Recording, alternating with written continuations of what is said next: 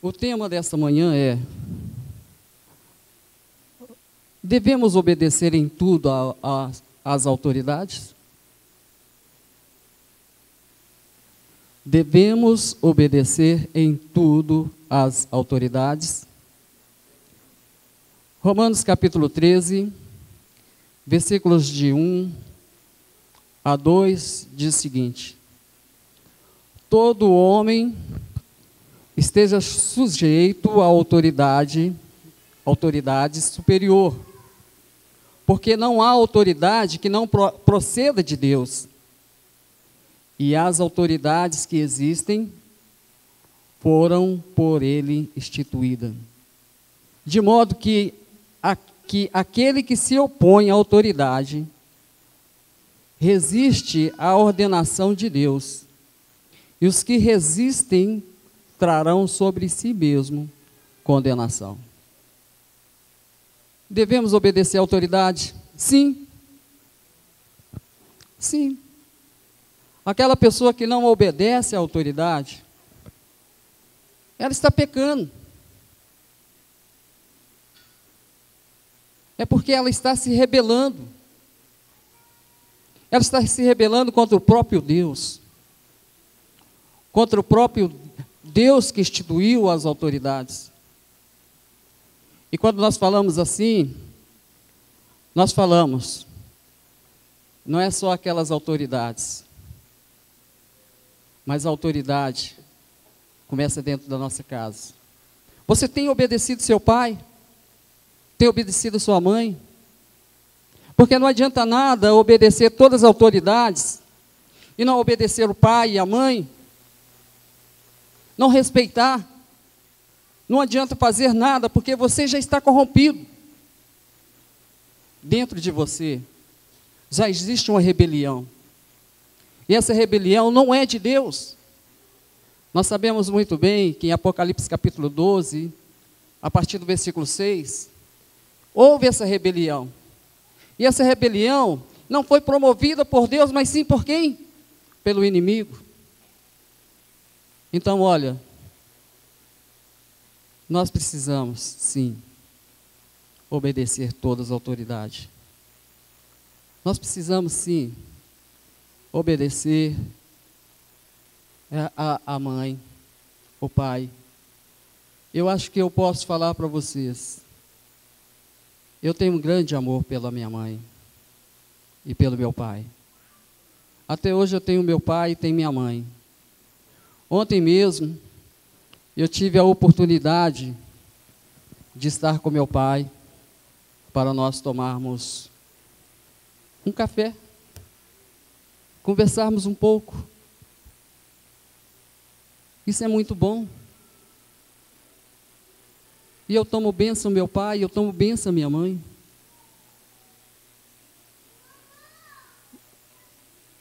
Não existe cristianismo se você não sabe honrar o seu pai ou sua mãe. Agora olha para você ver, mas não é só isto. As esposas, elas precisam também ser submissas aos maridos. Existe agora uma ideologia, não é mesmo? Pregada pelo socialismo, que as coisas são diferentes. Mas não é. Às vezes embute na cabeça das pessoas de uma maneira, até mesmo da igreja, de uma maneira subliminar, de que não precisa obedecer, não precisa respeitar. Quando eu falo obedecer, eu estou falando em honrar, respeitar. Não precisa. Mas se a palavra de Deus fala que é para ser assim, vai ser bom, porque não vai causar divisão. A palavra de Deus fala que toda casa, reino, que estiver dividido contra si mesmo, ela não subsistirá. E nós vimos que às vezes, essa ideia corrompida, ela começa justamente dentro do lar. E eu e você, nós precisamos obedecer, é a palavra de Deus. Nós devemos dar um chega para lá nas ideologias, coisas que às vezes vai corromper a mente, o quê? A mente humana, aquilo que Deus criou. Mas nós também precisamos obedecer aos nossos pastores da igreja. Às vezes tem irmãos, não são todos, irmãos, é minoria, sempre vai ser minoria, que às vezes se rebelam contra os seus pastores.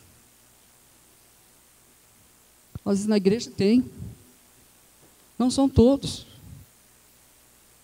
que às vezes falam mal, às vezes não entende esse ministério, que às vezes de madrugada está orando pela igreja, que às vezes durante toda a semana, está trabalhando, está preocupado, às vezes se adoece por causa do ministério. É um ministério que poucas pessoas querem, mas é um ministério instituído por Deus. E nós precisamos também respeitar.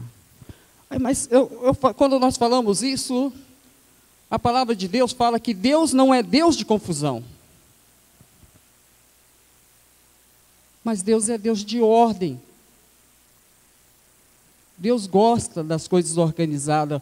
Então, olha, nós devemos obedecer em tudo às autoridades, claro.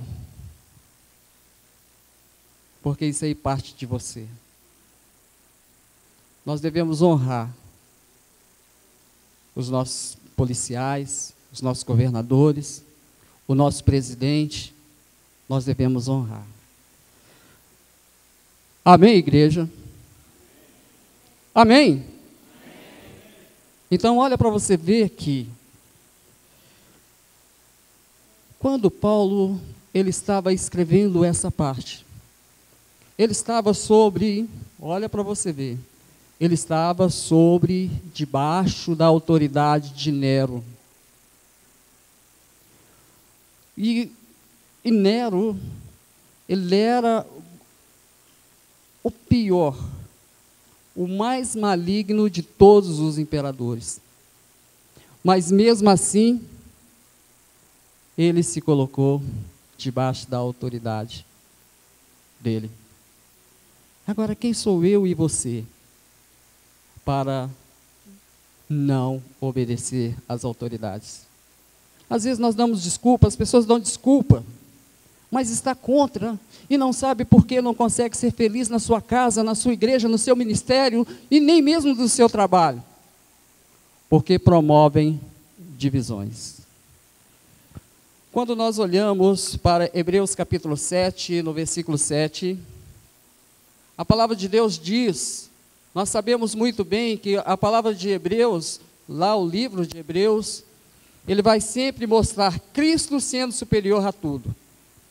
E essa passagem de Hebreus capítulo 7, versículo 7, está se referindo a Melquisedeque, rei de Salém.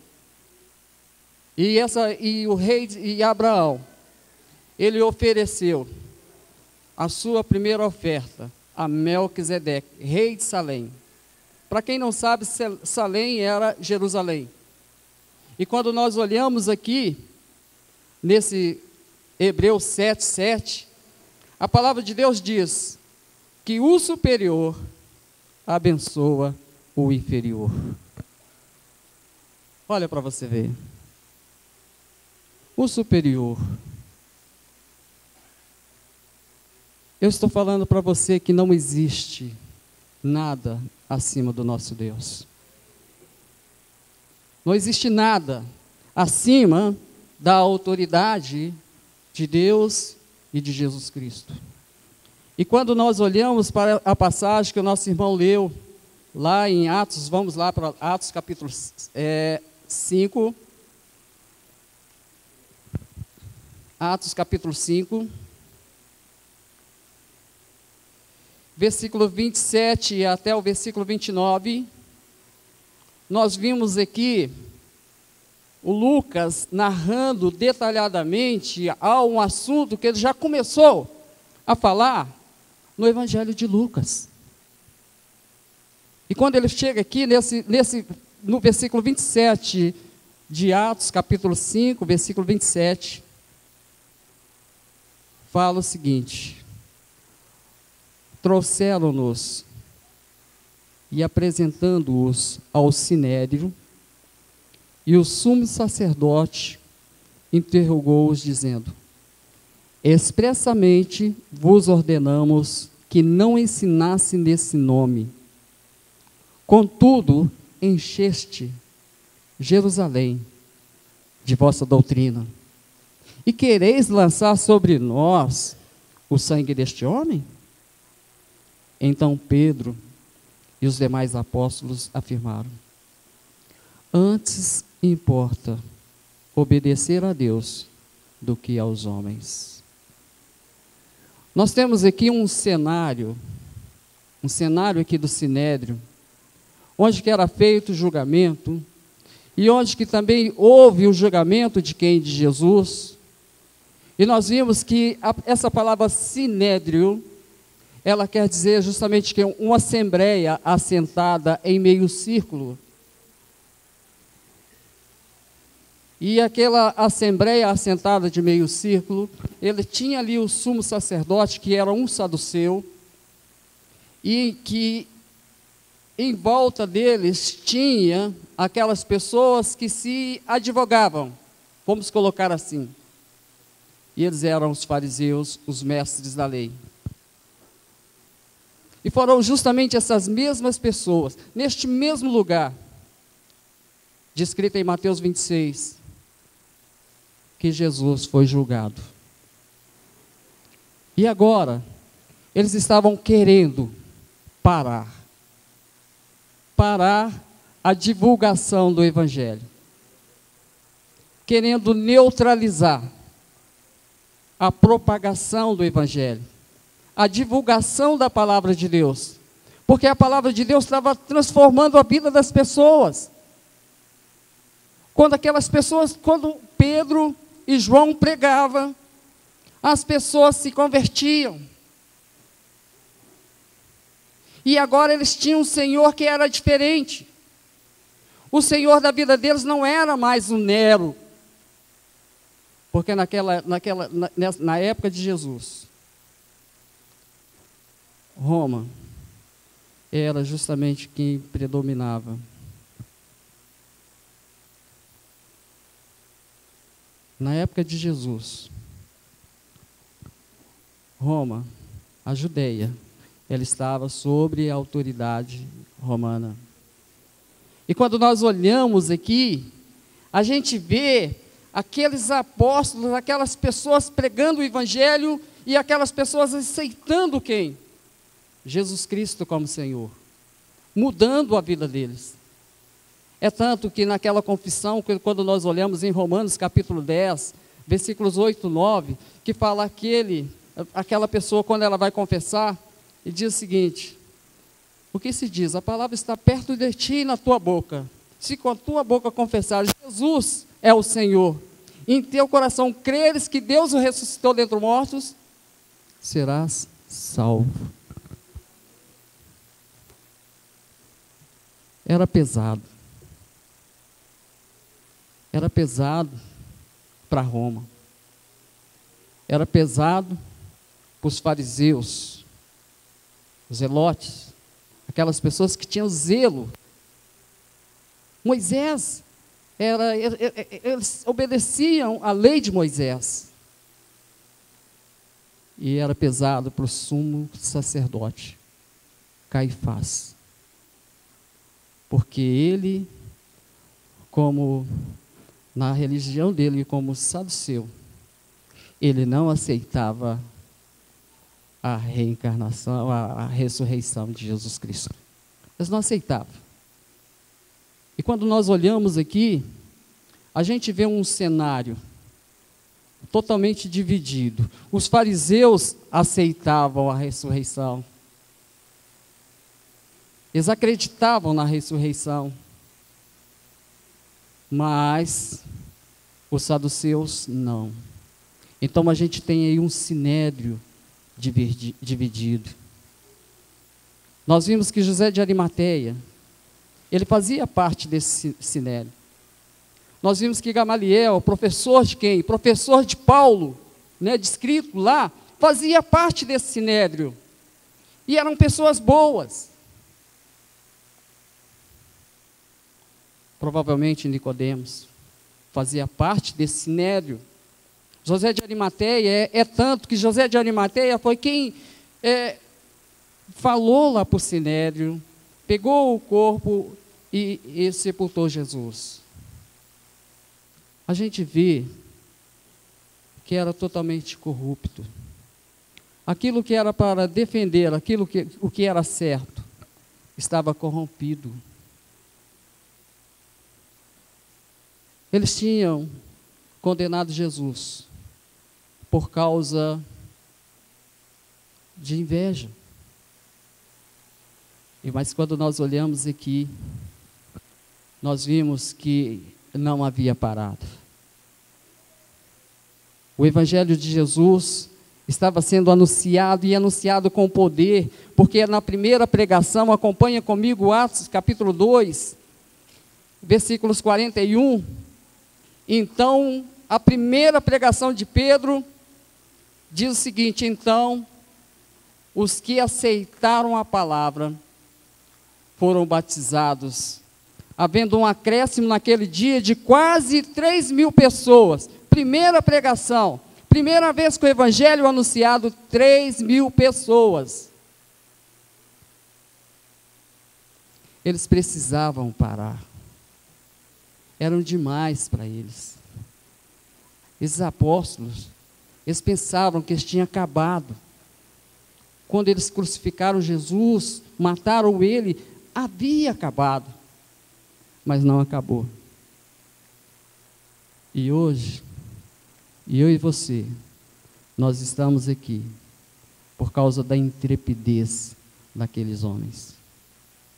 E eu e você hoje, a palavra de Deus chegou até nós, porque aqueles homens obedeceram à voz de Deus e proclamaram o Evangelho para outras pessoas, e chegou até nós. E quando nós olhamos também, fazendo a sequência, eles começaram a pregar no templo. E quando eles chegaram no templo, aí aparece uma pessoa aleijada, e o Pedro fala para aquelas pessoas, pede dinheiro para Pedro, e Pedro vira para aquela pessoa e fala assim: olha, eu não tenho ouro e nem prata, mas eu tenho uma coisa para você. É que em nome de Jesus Cristo você seja curado. E aquele homem foi curado. E quando ele foi curado, aí sim ele começou a pregar no templo. E quando ele começou a pregar no templo, outras pessoas se converteram. Os sacerdotes, aqueles sacerdotes, eles se converteram ao Senhor. E quando nós olhamos aqui em Atos, capítulo 3, no versículos 19, a mensagem dele era: arrependei-vos, pois, e convertei-vos, para serem cancelados os vossos pecados. A mensagem de Pedro e João só consistia na mensagem do Evangelho de Jesus Cristo. Não consistia em palavras de eloquência, mas na mensagem de Jesus Cristo. A mensagem que era o necessário para aquelas pessoas se converter. Quando chegamos também em Atos capítulo 4, diz o seguinte: falava eles ainda ao povo quando sobrevieram os sacerdotes, o capitão do templo e os saduceus, e assediou-os por ensinarem eles o povo e anunciarem em Jesus a ressurreição dentre os mortos.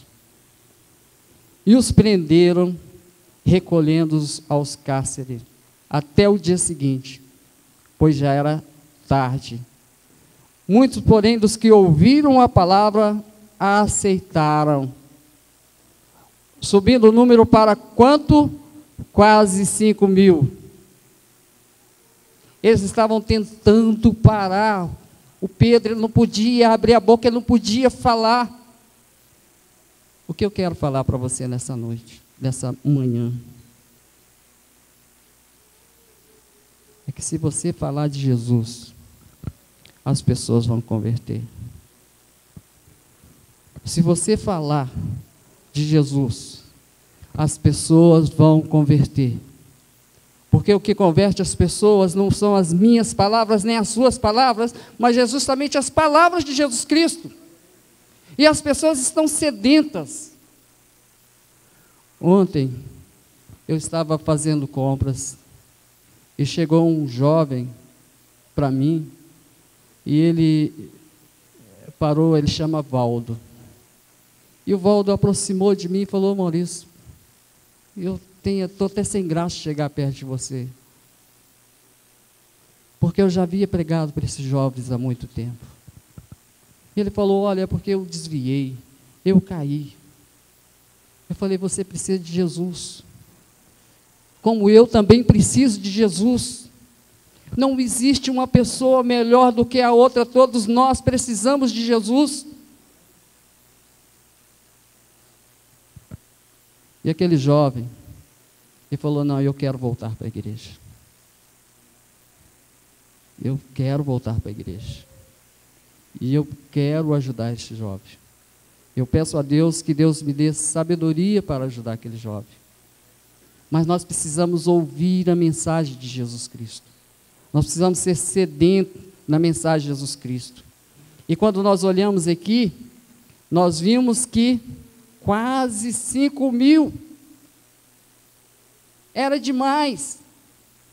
Quando fala aqui no versículo 5, então eles reuniram-se em Jerusalém, as autoridades, os anciãos e os escribas, com o sumo sacerdote Anás. Anás, ele era quem? Ele era genro de Caifás. O nome de Caifás era Josepe, Abas Caifás. Segundo o historiador, né, da Bíblia, lá, José também, diz que ele, o nome dele era Josepe, Abas, que quer dizer filho, Caifás. Então, olha para você ver, juntou-se a família deles todo, porque todos aqui eram da linhagem de quem? De Caifás. Não é mesmo? Então, o sogro, o genro, os irmãos, os parentes, e eles juntaram força. Para quê? Para impedir Pedro de continuar. Pedro e João de continuar. E quando fala no versículo 9, 4:9, que diz o seguinte: então Pedro, cheio do Espírito Santo, disse-lhes: autoridades do povo e ancião. O Pedro aqui começa a pregar para aquelas pessoas. Ele estava tão cheio da presença de Deus que ele começa a pregar para aquelas pessoas. E isso era demais para eles. E quando chega, quando a gente vê, não foi a primeira vez. Em Atos capítulo 5, não foi a primeira vez que Pedro foi o que? Impedido de falar. E eles prenderam Pedro. Geralmente, quando alguém é preso, porque está anunciando o Evangelho, como a gente tem milhões e milhões de irmãos no mundo passando por isso, aí então fica difícil. Mas você sabe de uma coisa?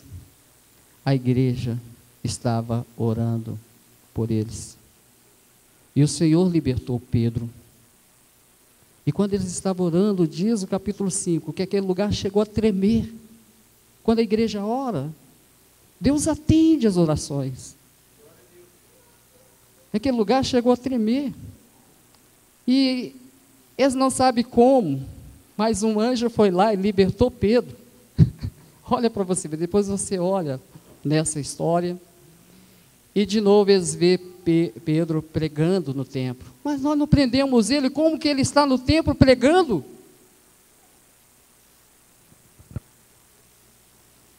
E aí eles dão a ordem novamente. Expressamente vos ordenamos que não ensinasse. Capítulo 5, versículo 9, 28 e 29. Expressamente vos ordenamos que não ensinasse nesse nome. Contudo, encheste Jerusalém de vossa doutrina, e quereis lançar sobre vós, sobre nós, o sangue deste homem. Então Pedro e os demais apóstolos afirmaram: antes importa obedecer a Deus do que aos homens. E a igreja, irmãos, diz o capítulo 6, no versículo 7, que a igreja crescia. Por que nós não crescemos hoje? Você tem pregado a palavra de Deus?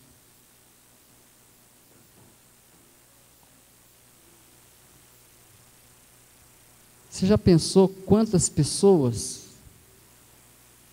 você levou a mensagem do Evangelho? Se você é crente, se você é discípulo de Jesus Cristo, você vai pregar o Evangelho. Quem é discípulo de Jesus Cristo? Que levanta a mão. Você prega o Evangelho. Porque o Evangelho prega, precisa ser pregado. As pessoas do mundo não vão pregar o Evangelho. Mas se você é cristão, você precisa pregar o Evangelho. Você não vai poder ficar calado. Você precisa ganhar pelo menos uma pessoa para Jesus.